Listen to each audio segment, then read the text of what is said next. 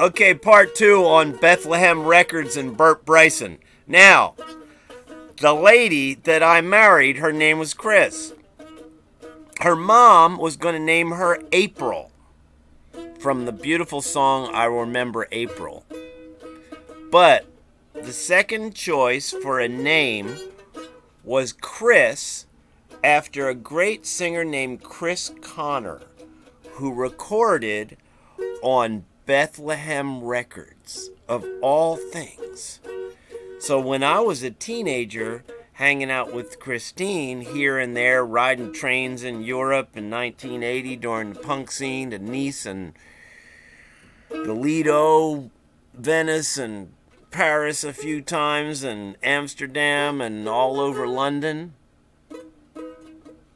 I was very familiar with Bethlehem Records because Chris Connor recorded on Bethlehem Records with a lot of other kind of unusual jazz, session musicians who were really, really fine.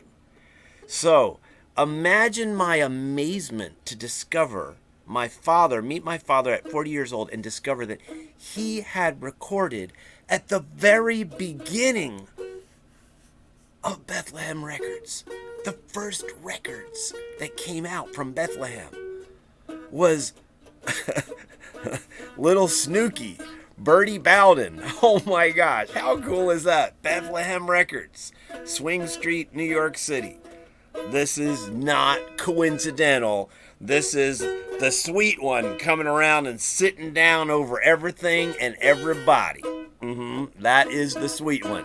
Hello, sweet one. We only last for a second, but sweet one can just sit on top of everything. And then me and Joyce Lee living on the same street, 108th Street, between Broadway and Amsterdam, the same time, knowing all the same people, never meeting each other. That ain't no coincidence either. That is the sweet one, just like being the puppeteer and running a beautiful show for us to pay attention to. If we first pay attention to the sweetness, then we start to see the deeper sweetness in many, many, many things. Woohoo! Bethlehem Records, Bert Bryson and his musical boys. I was burned in Carolina by a flame from Tennessee, that Memphis gal.